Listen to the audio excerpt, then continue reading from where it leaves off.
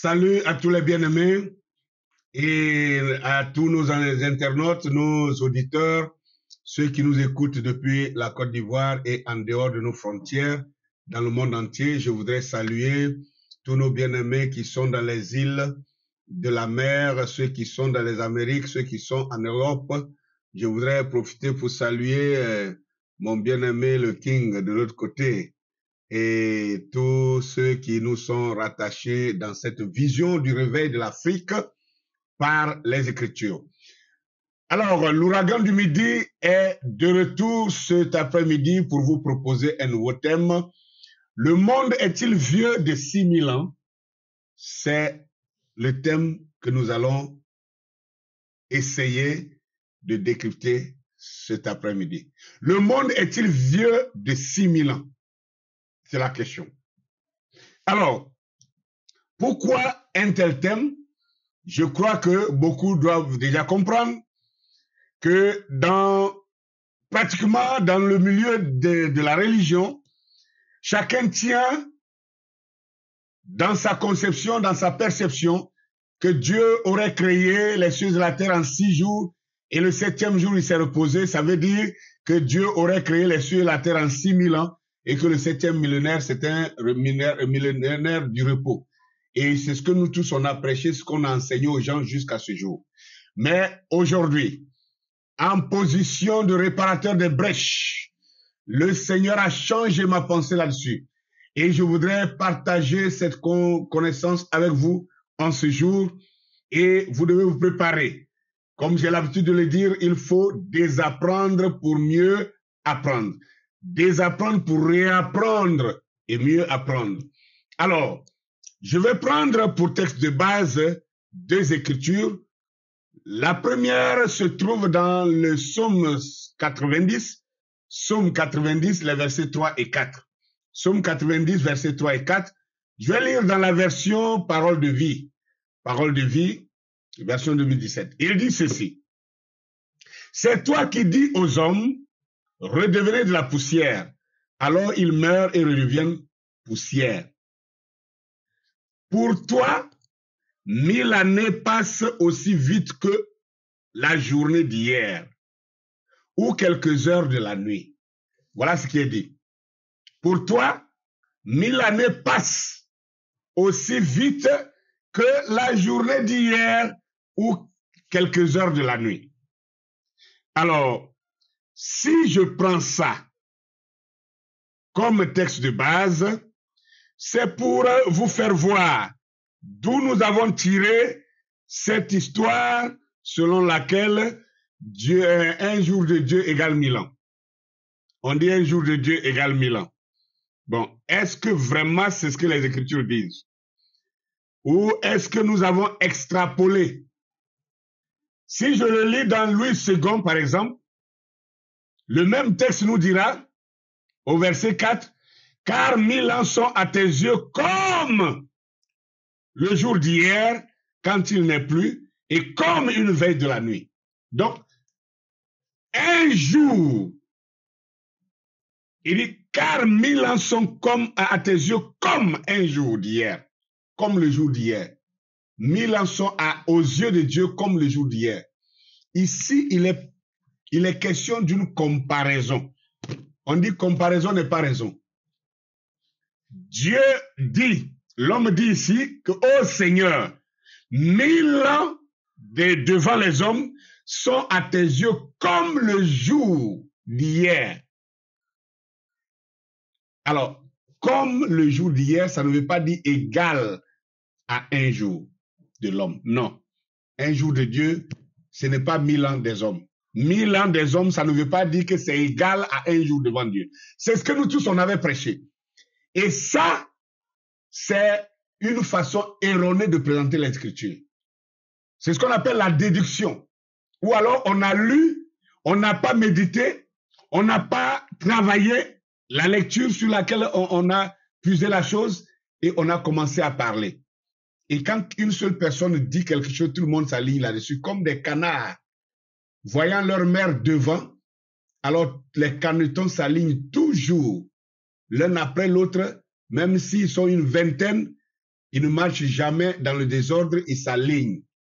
Et c'est comme ça que la religion fait.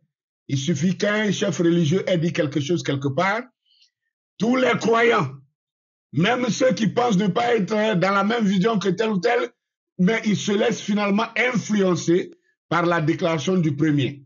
Et chacun commence à répéter la même chose, et au fur et à mesure, on avance. Et si le bonhomme rentre dans le décor, tout le monde le suit dans le décor. Prenons le deuxième texte qui parle de cela dans la Bible. 2 Pierre chapitre 3, le verset 8. 2 Pierre chapitre 3, le verset 8, toujours dans Parole de vie. Il est écrit ceci. En tout cas, amis très chers, n'oubliez pas ceci. Pour le Seigneur, un jour est comme 1000 ans. Et 1000 ans sont comme un jour. Voilà ce qui est dit dans les Écritures. Alors, si tel est le cas, 2 Pierre chapitre 3, je vais relire ça dans Louis II, que tout le monde connaît. 2 Pierre chapitre 3, le verset 8 dit, « Mais il est une chose, bien-aimée, que vous ne devez pas ignorer. C'est que devant le Seigneur, un jour est comme 1000 ans. Et 1000 ans sont comme un jour. » Vous voyez que nulle part dans toutes ces versions, il n'est écrit qu'un jour égale à 1000 ans. Il n'est jamais écrit que 1000 ans égale un jour devant Dieu. Non. Encore moins, un jour devant Dieu égale 1000 ans sur les... Non, c'est pas égal qui a été utilisé. C'est pas le mot égal, mais c'est le mot comme. C'est une comparaison. Je suis en train de dire que, ce monsieur-là, il vieillit comme un éléphant. Parce que l'éléphant peut vivre plus de 100 ans.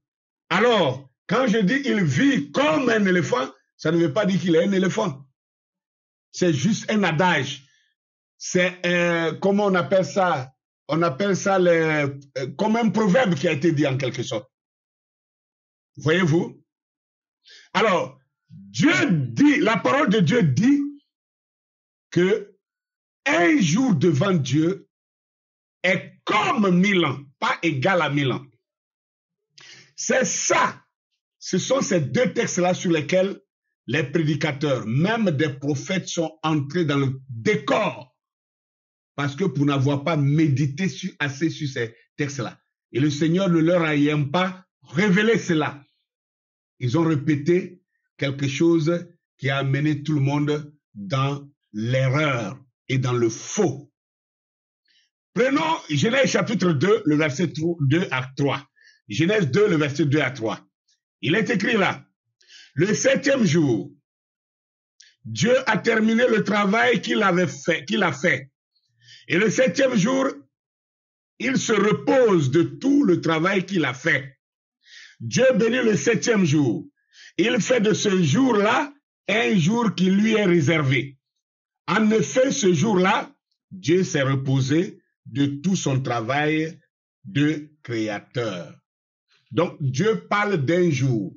Il a travaillé pendant 7 jours. Et le 7e jour, il a terminé son travail et s'est reposé au 7e jour. Donc, quand on parle des jours de Dieu, on dit Dieu a fait les choses en 6 jours, au 7e jour, il s'est reposé. Maintenant, c'est pas ça qui est le problème. Nous continuons dans Exode chapitre 20, le verset 10 à 11. Exode 20, le verset 10 à 11, il faut qu'on donne au moins, il y a 4 écritures. La 4e, c'est ça qu'on va lire. Pour donner d'abord un soubassement, et c'est sur cela que je vais développer. Et ça va permettre à chacun de comprendre de quoi nous parlons et pourquoi nous devons parler de ces choses. Exode 20, le verset 10 à 11 nous dit, « Mais le 7e jour, c'est le sabbat qui m'est réservé à moi, le Seigneur ton Dieu. Personne ne doit travailler ce jour-là, ni toi, ni ton fils, ni ta fille, ni ton serviteur, ni ta servante, ni tes animaux, ni l'étranger installé dans ton pays. En 6 jours, j'ai créé le ciel, la terre, la mer et tout ce qu'ils contiennent. Mais le 7e jour, je me suis reposé. C'est pourquoi, moi le Seigneur, j'ai béni le jour du sabbat. Ce jour est réservé pour moi. » Alors, du coup, quand Dieu parle des jours un jour doit avoir au moins un espace de temps pour le compter.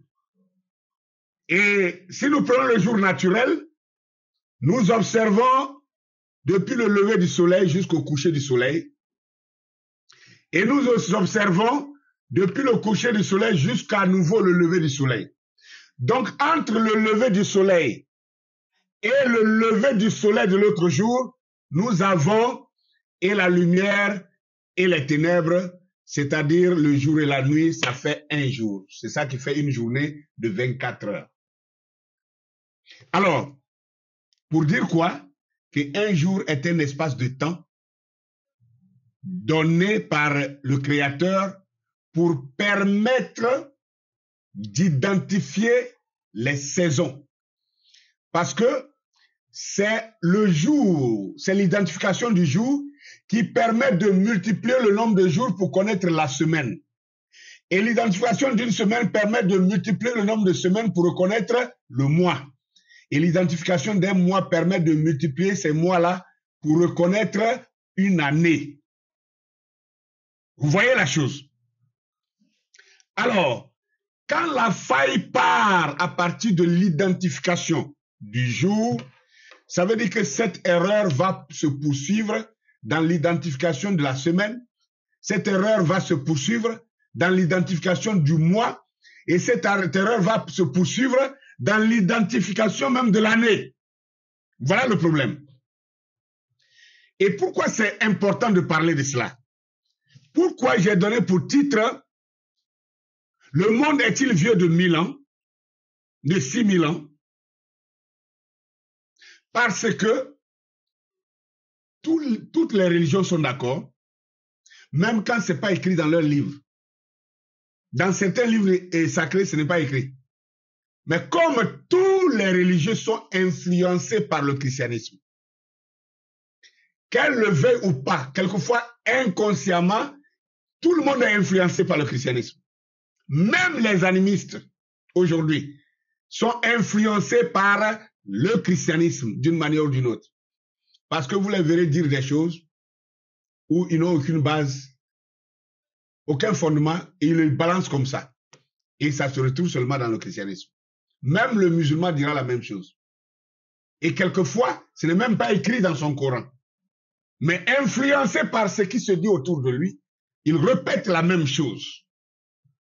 C'est pourquoi il convient que nous nous focalisons sur ce point-là, parce que nous sommes en train de franchir une nouvelle ère qu'on appelle l'ère du Verseau.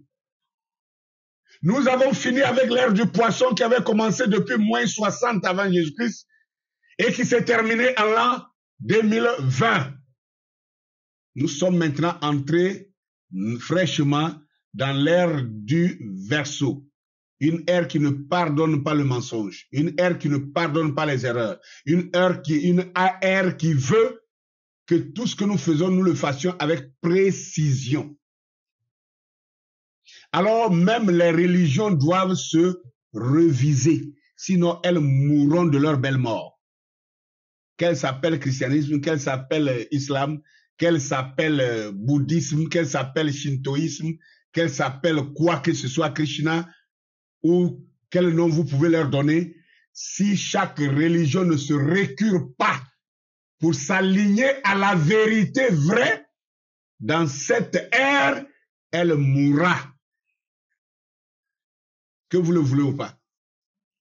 Qu'importe ce que vous pensez de moi. Ce n'est pas ma personne qui importe. Je vous parle des réalités qui sont en train de venir. Maintenant, ceci étant dit, vous allez voir que tous ceux qui se considèrent comme religieux, quand vous parlez, vous échangez avec ces gens-là, et que vous tombez sur quelque chose, vous parlez d'une certaine histoire, de datation. Si vous avez daté quelque chose au-delà de 6000 ans, le chrétien vous dira qu'il ne croit pas ça. Si vous avez daté quelque chose au-delà de 6000 ans, le religieux vous dira que non, c'est pas vrai, parce que le monde qui est là, n'est pas plus vieux que 6000 ans. Parce que pour lui, il a bloqué dans sa tête que Dieu, ayant créé les cieux et la terre en 6 jours, ça veut dire pour lui qu'un jour de Dieu égale à 1000 ans. Et si un jour de Dieu égale à 1000 ans, nous sommes maintenant à la fin du 5e millénaire, nous sommes au 6e millénaire, non, à la fin du 6e millénaire, et qu'on va bientôt rentrer dans le 7e millénaire, ce que le chrétien appelle le millénium. Toutes ces doctrines ont été concoctées ou alors fabriquées à partir d'une mauvaise compréhension de deux écritures que je venais de vous lire. Les deux écritures n'ont jamais dit que 1000 ans devant les hommes égale à un jour devant Dieu. Mais la Bible a dit plutôt que 1000 ans devant les hommes sont comme un jour, comme le jour d'hier. Et Paul vient pour dire que un jour devant Dieu est comme 1000 ans pour nous les hommes. Et que 1000 ans pour nous les hommes est comme un seul jour devant Dieu. Il n'a pas dit que c'est égal. Donc, comme est une comparaison. Et vous voyez où l'erreur est entrée. Et dès lors que nous avons conçu dans notre tête qu'un jour de Dieu égale à 1000 ans, c'est évident que quand Dieu dit qu'il a travaillé pendant 6 jours et que le 7e jour il s'est reposé, alors si nous disons qu'un jour égale à 1000 ans, ça veut dire que Dieu aurait travaillé pendant 6000 ans et que le 7e millénaire, il se repose. Voilà pourquoi le christianisme a fixé la fin du monde pour les jours à venir. Parce que pour eux, Dieu va détruire ce monde-là. Et puis, nous allons rentrer dans le millénium et vivre le règne de 1000 ans avec le Christ. Mais attention, qui vous a dit qu'un jour de Dieu égale 1000 ans? Vous avez trouvé ça où? La Bible ne dit pas ça. Mais où est-ce que vous avez trouvé ça? C'est la mauvaise compréhension de ce texte-là. Du coup, quand nous parlons des histoires qui sont datées de 10 000 ans, de 15 000 ans, de 20 000 ans, alors on dira non, les archéologues là, c'est des païens. Les scientifiques là, c'est des païens. Ce qu'ils disent n'est pas logique. C'est pas cohérent parce que le chrétien veut que ça concorde avec sa foi.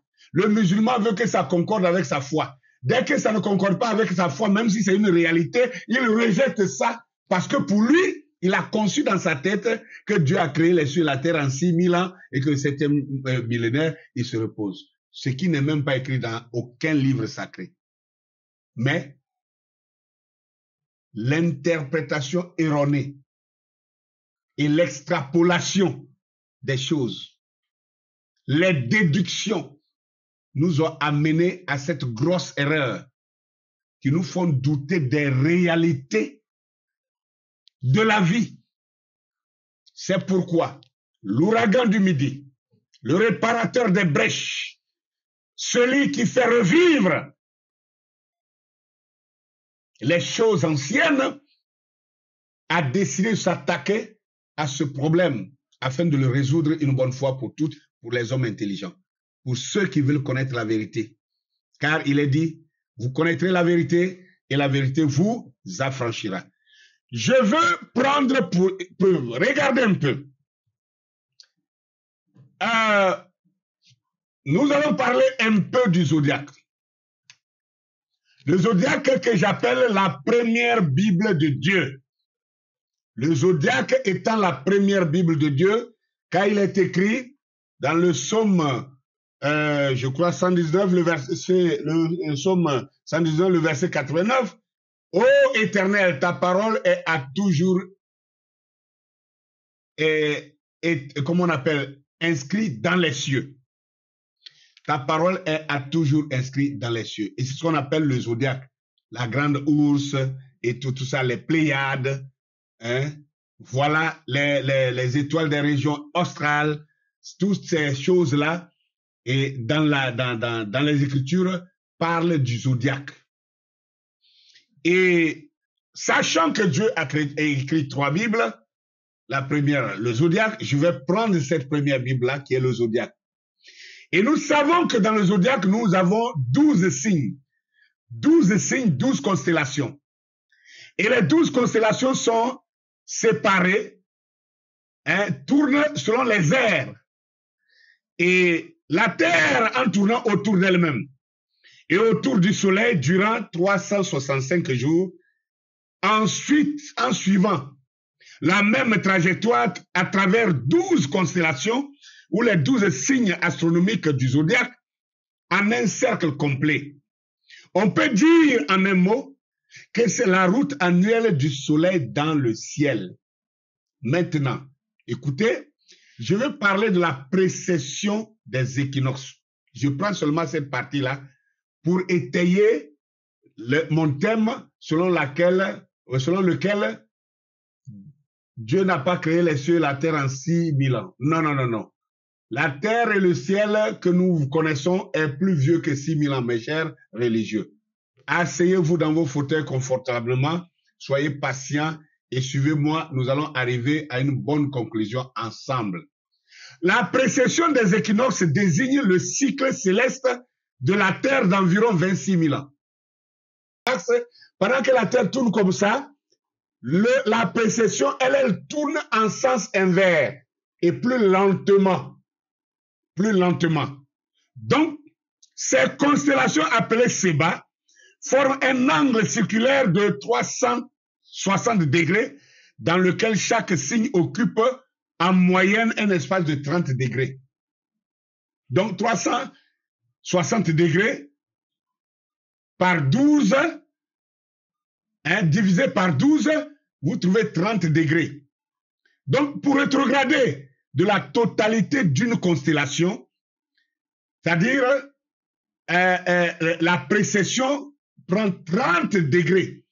Donc le Soleil prend environ 2160 ans. 2160 ans. La Terre tourne autour du Soleil et en même temps sur elle-même, mais en perdant chaque année 20 minutes 20 secondes. 20 minutes 20 secondes. C'est-à-dire quand elle tourne, la dégradation, n'est-ce pas, de cette précession, n'est-ce pas, la Terre en tournant perd 20 minutes 20 secondes. Donc chaque point vernal recule annuellement dans le temps et donc rétrograde d'un degré tous les 72 ans. Donc chaque 72 ans, la Terre en tournant rétrograde de 1 degré. Et si on fait les 72 ans multipliés par 30 degrés, on trouve 2160 ans.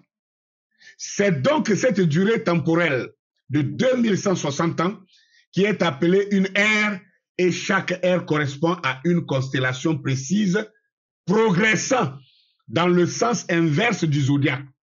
Ainsi, 2160 ans multiplié par 12, c'est-à-dire les 12 signes, les 12 constellations, la durée,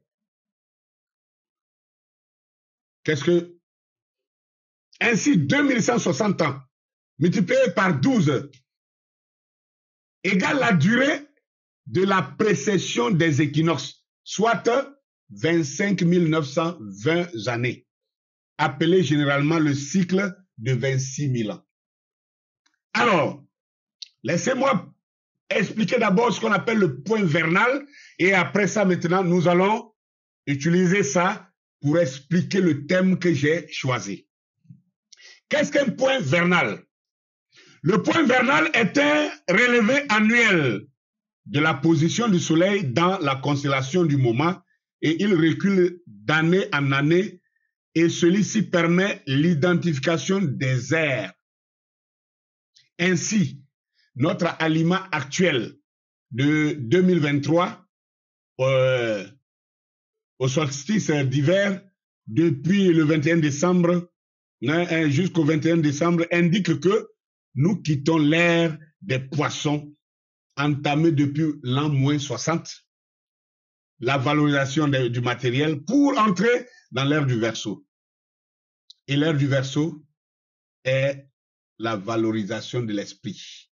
Et la valorisation de l'esprit, c'est aussi la saison, c'est aussi l'ère de la pure vérité et qui ne pardonne pas le serpentage, qui ne pardonne pas la ruse, qui ne pardonne pas le mensonge Et comme je le dis depuis un temps, j'ai constaté que le refuge du mensonge, c'est dans la religion. La religion est devenue le refuge du mensonge. Parce que dans la religion, on vous demande de ne pas examiner. Dans la religion, on vous demande de ne pas raisonner. Dans la religion, on vous demande de ne pas calculer, de ne pas chercher à savoir. On vous dit simplement de croire. C'est vraiment le nid du mensonge. Parce que les esprits illuminés, parce que les esprits éclairés raisonnent. Nous savons que Dieu a créé l'homme avec des sens. Si nous prenons les sens physiques, nous avons le goûter, nous avons l'odorat, nous avons l'ouïe, nous avons la vue, nous avons le toucher. Les 5 sens. Pourquoi nous utilisons les 5 sens physiques? Et vous ne voulez pas qu'on utilise les 5 sens de l'esprit? Dans les 5 sens de l'esprit, il y a la mémoire, il y a le raisonnement, il y a l'intelligence, il y a le souvenir. Toutes ces choses-là sont les sens intérieurs de l'homme. Comment vous voulez utiliser la religion pour bloquer le raisonnement, alors que le raisonnement fait partie des 5 sens? C'est comme si vous me dites de me casser les yeux pour ne pas utiliser mes yeux, parce que les yeux ne sont pas importants dans les 5 sens que je possède. C'est comme si vous me dites de casser mes oreilles pour ne plus entendre, parce que ce n'est pas important, ce n'est pas nécessaire d'écouter, d'entendre les sons, d'entendre les paroles. C'est comme si vous me disiez de couper ma langue pour ne plus parler parce que le goûter, pour ne plus manger parce que le goûter n'est pas important. Ah non. Tous les sens que Dieu a mis dans l'homme sont importants. C'est pour cela que Dieu, le Créateur, il a mis ça en nous. Et la religion nous dit non. Vous devez croire, vous ne devez pas raisonner. Alors que Dieu nous a donné la raison pour raisonner. Il nous a donné la raison pour raisonner. Il nous a donné la réflexion pour réfléchir. Il nous a donné l'intelligence pour l'utiliser. Il nous a donné la mémoire pour stocker tout ce que nous avons vu, tout ce que nous avons entendu, tout ce que nous avons touché, tout ce que nous avons senti. Et nous gardons ça dans notre mémoire. Et il nous a donné le souvenir pour que, après quelque temps, après quelques années, après quelques mois, quelques saisons, qu'on puisse repartir dans la mémoire et sortir les fichiers des choses qu'on avait vécues, des choses qu'on avait entendues, des choses qu'on avait parlé, et ça revient à notre souvenir. Et on se remémore les choses qu'on avait déjà vécues. Donc, les sens internes de l'homme sont importants. Mais la religion veut tuer ces sens-là, ou a tué ces sens pour certaines personnes. Et quand vous causez avec elles ne sont bornées qu'à leur religion. Ah non, non, non, faut pas raisonner. Non, tu raisonnes trop. Un fils de Dieu ne raisonne pas. Attends, est-ce que vous entendez parler? Êtes-vous le Créateur? Êtes-vous en train de corriger le Créateur? Êtes-vous en train de dire que le Créateur a mal fait de vous donner le raisonnement? La raison qui est en vous? La raison qu'il a mis en vous, c'est pour raisonner. Quand vous venez pour me dire Jésus te sauve, mais ma raison doit fonctionner en premier. Qui est Jésus? Comment est-ce qu'il me sauve? De quelle manière il me sauve? Et quand il me sauve, je deviens quoi? C'est le raisonnement. Ma raison doit rentrer en fonction. Je dois commencer à réfléchir. Et je dois raisonner. Et c'est au bout de ma raison que je vais accepter ou rejeter. Un jour, Jésus lui-même a posé la question aux pharisiens. Il dit, vous, que pensez-vous de Christ? Vous voyez un peu la question? Il n'a pas dit que croyez-vous, mais que pensez-vous? Il les a ramenés, il les a renvoyés au raisonnement, à utiliser leur raison, à faire fonctionner leur raison. Ils devaient raisonner, ils devaient calculer, ils devaient réfléchir pour savoir, ah, le Christ, qui est-il alors? Qui est-il? Est-il le fils de David? S'il est le fils de David, pourquoi alors David lui-même l'appelle son Seigneur? Donc, il y a un travail de raisonnement à faire. C'est ça le danger de la religion que je combats aujourd'hui. C'est ça le danger de la religion qui enferme les gens dans l'aliénation, dans l'ignorance, dans l'obscurantisme total. Des gens qui étaient hyper intelligents, des gens qui lisaient les documents pour se cultiver. Dès qu'ils arrivent maintenant dans la foi, soit disant chrétienne ou musulmane, je ne sais pas quoi, on leur dit il ne faut plus lire autre document que le livre sacré. Soit c'est la Bible seulement que vous devez lire. Tu dois lire la Bible seulement, tel document. Non, non, non, moi je ne lis pas ça, c'est écrit par un païen. Dès lors que tu te positionnes comme ça, ton cerveau commence à s'astrophier. Ton cerveau commence à se réduire. Et si tu dures dans cette religion, ton cerveau qui était gros, qui permettait de réfléchir et d'inventer, de créer et de se dégager, se développer, ça va se réduire et se rabougrir et te réduire en un idiot, un parfait idiot, un parfait aliéné. Et tu vas continuer à te consoler. Moi, c'est le ciel. Je vais aller au ciel. Je m'en fous des choses de la terre. Tu deviens misérable. Tu deviens misérable. J'entendais un prédicateur qui s'excitait là. Non, que c'est une façon, c'est une distraction que de dire aux chrétiens de chercher à occuper de grands postes, qu'en disant cela, on veut les détourner du ciel, parce que la Bible dit, cherchez premièrement le rang des cieux, et toutes choses vous seront données par-dessus. Je dis, mais ce monsieur, il est idiot. Il a perdu le cerveau. Tu as fait tout ce tour-là, comme quelqu'un pouvait dire, tout ça pour ça. Tout ça là pour ça. Tu reviens pour dire que la Bible dit que cherchons le royaume des cieux premièrement. On dit premièrement, pas seulement.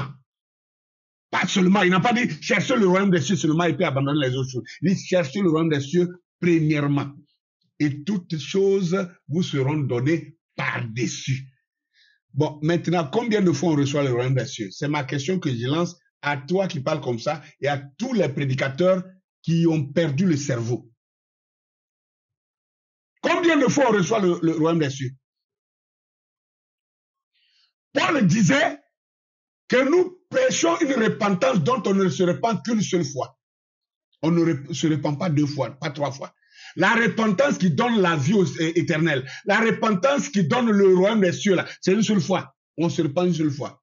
Et quand on a cru, on a cru. On ne croit pas 2 fois. Quelqu'un qui dit j'étais chrétien, après je suis plus chrétien, après je suis revenu, il ne sait pas de quoi il parle. On ne peut pas être chrétien une fois et ne plus être chrétien après. Ça n'existe pas. Tu n'avais jamais cru encore. Quand on le croit, on est scellé à l'intérieur une bonne fois pour toujours. Et donc, quand on reçoit le royaume des cieux, c'est une seule fois. Et il dit, les autres choses vous seront données par-dessus. Mais pourquoi tu ne veux pas que les autres choses là qui doivent être données, y compris les bonnes positions dans la vie sociale, pourquoi tu ne veux pas que le chrétien ait ça?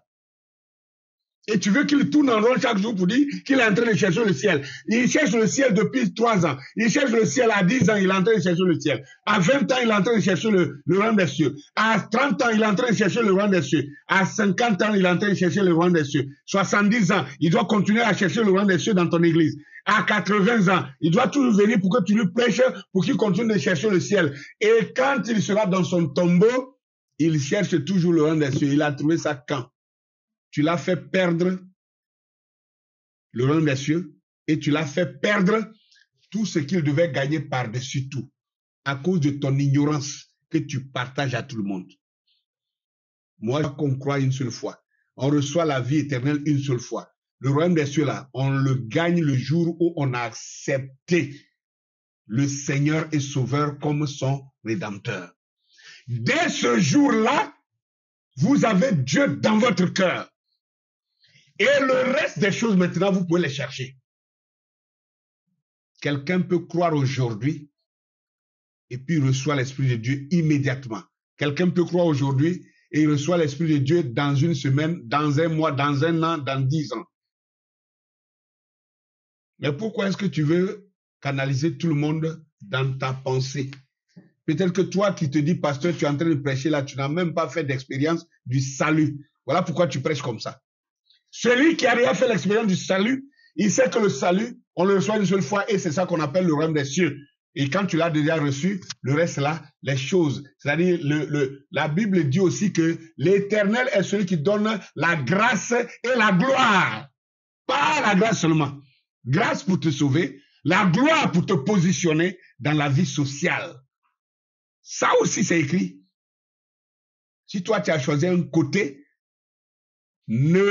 n'empêche pas celui qui veut prendre les deux côtés. Parce que c'est deux choses qui sont données. Et la grâce et la gloire. Bien. Revenons à nos moutons.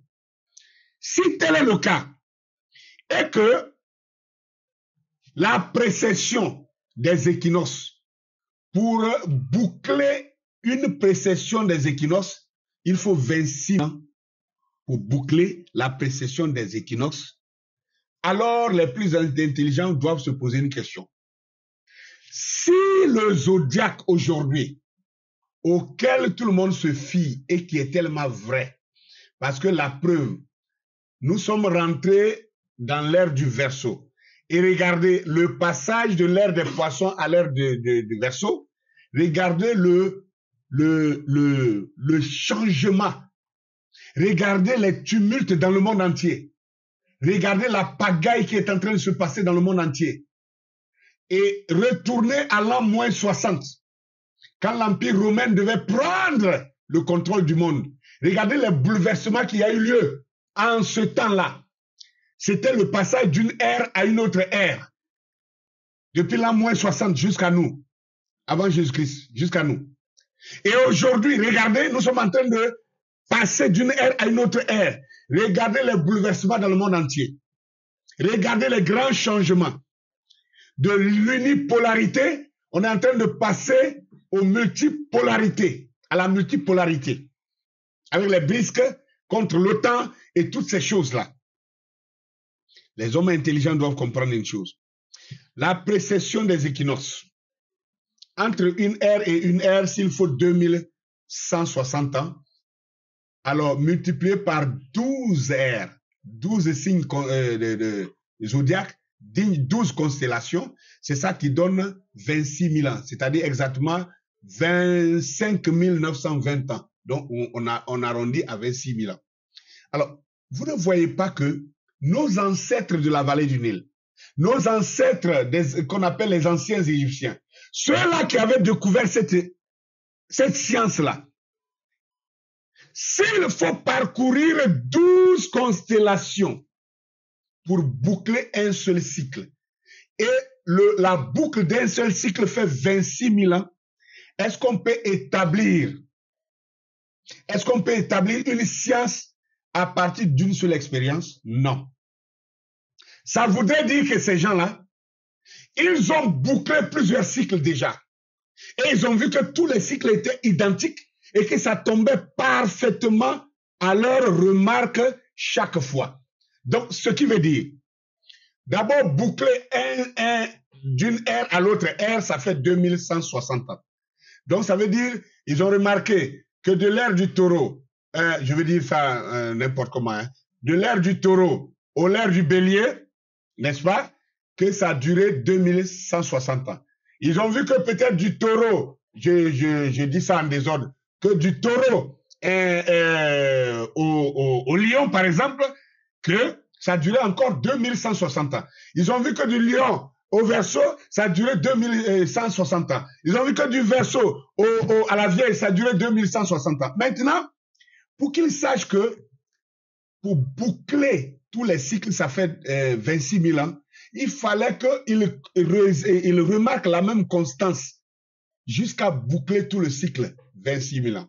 Maintenant, qu'est-ce qu'il éprouve? Si jamais, à partir d'un seul boucle, il s'arrête là pour dire que la précession des équinoxes fait 26 000 ans, qu'est-ce qui prouve que le prochain tour de cycle ne va pas changer? Qu'est-ce qui prouve? Alors, pour être sûr, pour se rassurer que le cycle passé et le cycle qui vient seront les mêmes, il faudrait qu'il soit patient jusqu'à boucler un deuxième cycle. Le deuxième cycle, ça peut paraître une coïncidence. Donc, ils doivent patienter pour boucler un troisième cycle. Or, un seul cycle fait 26 000 ans. Retenez ça. Déjà, à partir de un seul cycle, on sort déjà du carcan de tous les religieux qui pensent que Dieu a créé les cieux et la terre en 6 000 ans. 6 000 ans. Quand vous-même vous regardez ce monde-là, vous trouvez que le monde-là est vieux seulement de 6 000 ans. Est-ce que ça marche bien? Vous ne voyez pas que la religion nous a aliénés? La religion nous a abêtis, si le mot existe. La religion nous a tellement endoctrinés qu'on est devenu vraiment, entre parenthèses, entre guillemets, des bêtes. Si nous allons en Égypte, que nous regardons le tableau des dynasties des pharaons, simplement ceux qui ont vécu comme des rois, qu'on appelait des pharaons, des Sahara avant. On les appelait les Sahara avant que les Égyptiens, avant que les Grecs ne viennent pour changer Sahara en pharaon. On les appelait les Sahara, les rois de la vallée du Nil. Ils ont un tableau de leur dynastie. Et quand on regarde le tableau des dynasties, les différentes dynasties qui ont régné en Égypte, déjà ça fait 12 000 ans. 12 000 ans pour les dynasties. Or, le monde n'a pas commencé avec les pharaons. Depuis Adam, si on remonte depuis le premier homme, avant d'arriver à la dynastie des pharaons, personne ne peut dire combien d'années ça a duré. Pourquoi est-ce qu'on voit la réalité et on refuse, on veut occulter la réalité pour justifier notre foi religieuse? Pourquoi? Et après, on vient dire qu'on est dans la vérité. Dans quelle vérité vous êtes? Dans la vérité de votre mensonge religieuse? C'est ça que vous appelez la vérité. La vérité voudrait que ce qui est dit soit réel. C'est le concret qu'on appelle la vérité. La vérité, c'est que ici, là, je tiens une paire de lunettes dans mes mains. C'est ça la vérité. Maintenant, si dans ton pays là-bas, il n'existe pas de lunettes, et que ça là, moi je dis que j'ai une lunette, tu dis que toi tu ne crois pas parce que chez vous là-bas, la foi dit que les lunettes n'existent pas, bon, tu es un aliéné. Tu es un endoctriné tout simplement. Alors, j'ai pris la précession des équinoxes, j'ai pris le cas du zodiaque pour vous montrer que si nous partons sur la base de 10 expériences, parce que un véritable scientifique, avant d'établir quelque chose comme une règle, il doit avoir déjà expérimenté la chose plusieurs fois pour pouvoir établir cela comme une règle. Une fois ne peut pas établir une règle, pas du tout. Une seule fois n'établit pas une règle. Il a fallu que le soleil se lève le matin jusqu'au coucher, qu'on observe le temps et qu'on voit le temps que ça a duré. Et que le lendemain, on observe que le soleil s'est levé et s'est recouché, que c'est le même temps. On a observé ça au moins 3, 4, 5, 10 fois, 20 fois, 30 fois peut-être même 50 fois. Et on a fini par établir que du lever au coucher du soleil, il y a tel nombre d'heures. Mais une seule fois ne suffit pas pour établir ça. C'est ce que je voulais dire. Donc, pour établir la science du zodiaque, les anciens ne se sont pas contentés d'un seul cycle de l'équinoxe pour établir ça comme règle. Je suis certain qu'ils ont expérimenté au moins 2, 3, 4, 5, peut-être même 10 fois pour être rassurés que c'est devenu standard et qu'il n'y a pas de défaut pour ça. Alors, ils ont établi cela comme une règle, comme une science, comme une philosophie, comme une vérité, parce que au fur et à mesure que les années passent, les siècles passent, que les millénaires passent, la chose ne change pas. elles se répètent de la même manière parce qu'ils ont déjà vécu ça plusieurs fois. Alors, si je pars sur cette base, que je prends maintenant la précession des équinoxes qui boucle son cycle en 26 000 ans, si les anciens de la vallée du Nil ont expérimenté la même chose 10 fois au moins, je prends la base de 10 fois. 10 fois, ça veut dire ils ont bouclé 10 cycles avant d'établir la chose comme étant une règle, comme étant standard. 26 000 fois 10, vous trouvez 260 000 ans. 260 000 années. C'est pourquoi quand on découvre des ossements, qu'on dit que ces ossements-là font 26 000 ans, 50 000 ans, 60 000 ans, le chrétien ou le religieux lui dit non, moi je ne crois pas ça. C'est pas la vérité. La datation au carbone 14, c'est pas fiable, c'est pas vrai. Si c'était vrai, ça allait tomber avant 6 000 ans. Parce que moi, ma Bible me dit, ma religion me dit que Dieu a créé les cieux et la terre en 6 000 ans. Tu es parti sur une fausse base, mon frère. Je ne sais pas qui tu es. Qui que tu sois, tu es parti sur une fausse base. La fausse base, c'est que la Bible n'a jamais dit qu'un jour devant Dieu égale 1000 ans. Ni 1000 ans devant les hommes égale un jour devant Dieu. La Bible dit un jour devant Dieu est comme 1000 ans. Comme c'est pas égal. Comme c'est pas égal. Donc du coup, comme tu as remplacé comme à égal, tu trouves qu'un jour de Dieu égale 1000 ans. Donc comme Dieu dit qu'il a créé les choses, les cieux et la terre en 6 jours, alors toi tu multiplies les 6 jours par rapport à un jour égale 1000 ans, donc ça fait 6000 ans. Ce qui est faux. Tu ne peux pas prouver ça ni dans les Écritures, ni ailleurs. Parce que simplement, c'est parti d'une extrapolation, c'est parti d'une déduction, c'est parti d'une compréhension erronée du mot « comme » qui a été remplacé par « égal ». Comme n'est pas égal. Comme n'est pas égal.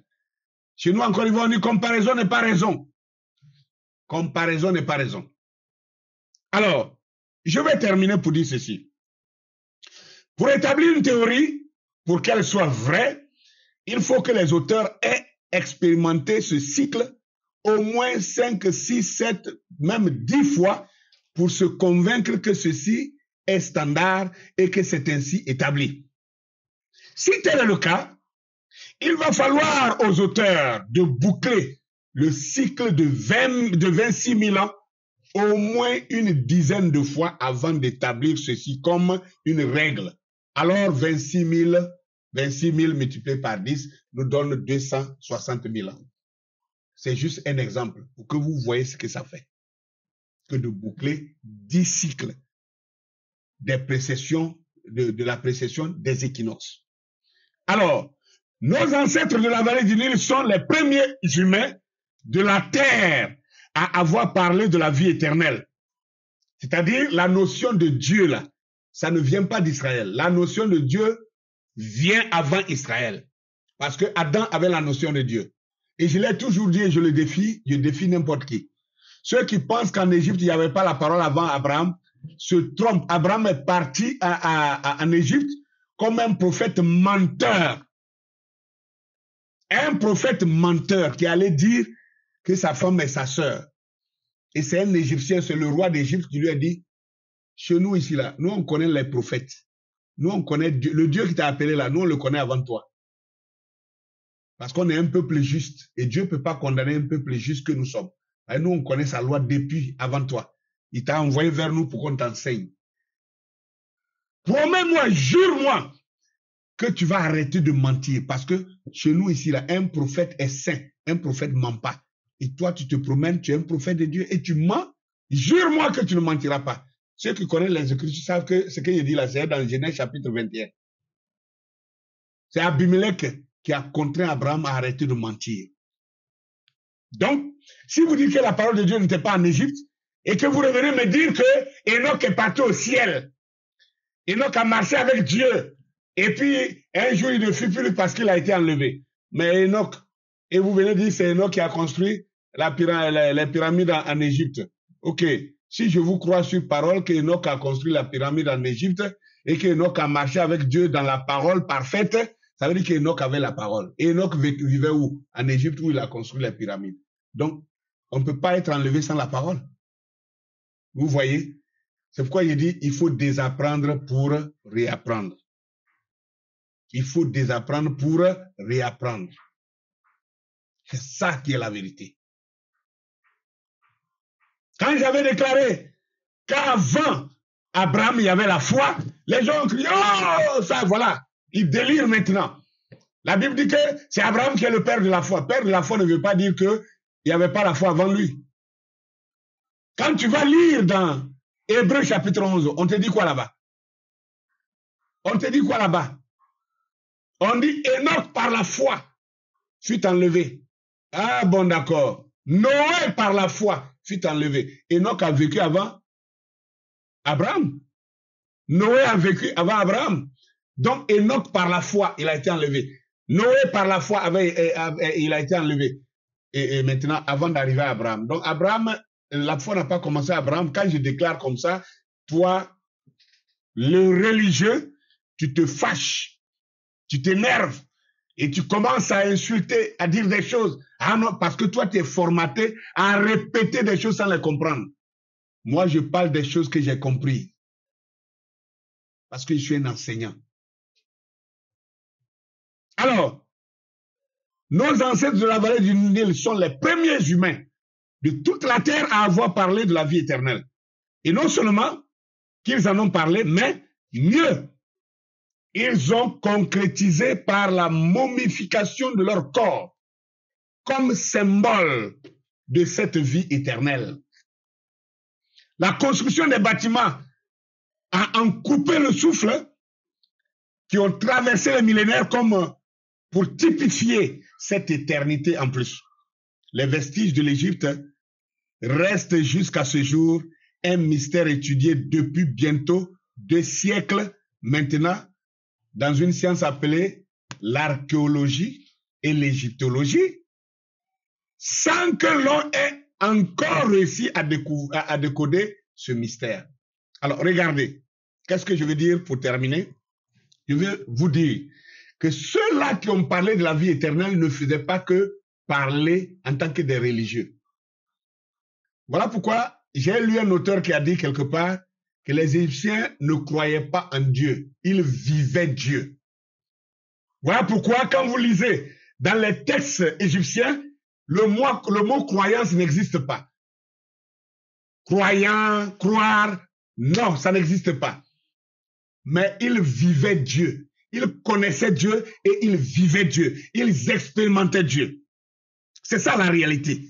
C'est ça la différence avec aujourd'hui le monde religieux qui dit croire en Dieu sans connaître Dieu, sans vivre Dieu, sans manifester Dieu. Et c'est ce peuple-là que vous allez condamner. C'est ce peuple-là que vous allez diaboliser. Dès que vous entendez Égypte, vous voyez le diable. Dès que vous entendez Égypte, vous voyez Satan, vous voyez l'enfer. Alors que c'est le premier peuple saint, avant tous les peuples de la terre. Le premier peuple saint, c'est ceux-là. Et c'est nous. Alors, ces Égyptiens ont prouvé qu'ils connaissaient Dieu.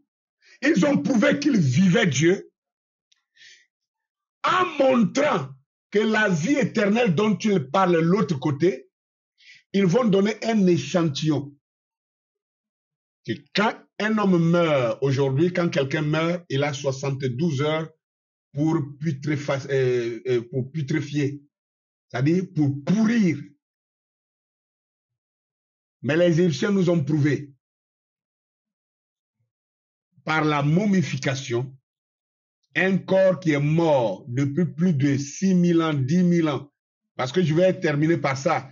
On date les pyramides et les sarcophages qu'on déterre aujourd'hui. On veut dater ça à partir de 6 000 ans parce que tous ceux qui découvrent ça sont sous la pression de l'Église catholique romaine, qui est la religion mondiale, qu'on le veuille ou pas.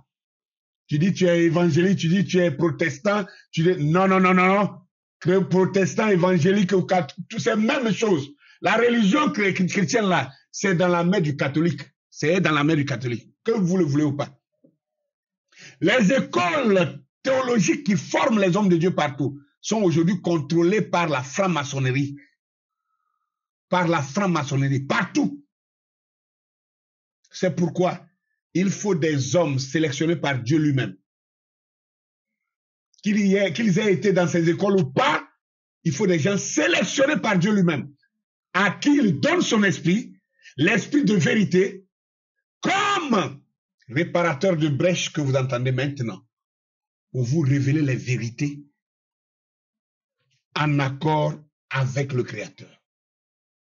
Donc, je suis en train de dire que la momification était une manière, une expression pour montrer que si on peut garder un corps qui est mort, qui était censé pourrir dans les 72 heures, ils ont fait une science pour conserver ces corps-là qui ont traversé plusieurs millénaires, pour montrer que le corps mortel peut être conservé pendant des milliers d'années. Alors, qu'en est-il de la réalité de la vie éternelle de l'autre côté?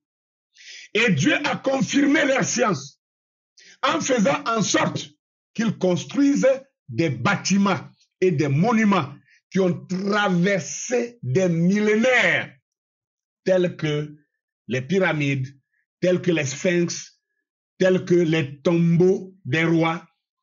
Et moi, je veux maintenant interpeller les archéologues, les historiens, les égyptologues, tous ces gens-là qui se sont mis en accord pour mentir à nos populations.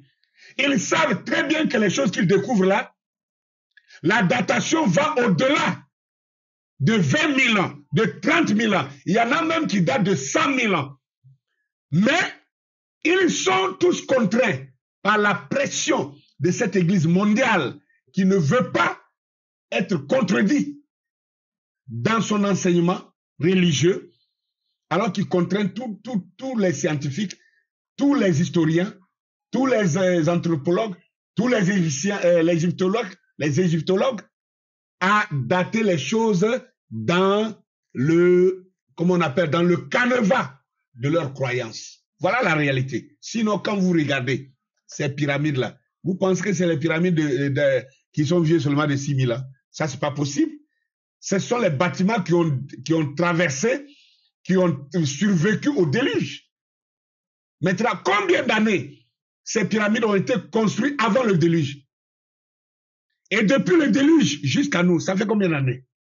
Pourquoi on vient dater ça de 6 000 ans? Moi, je proteste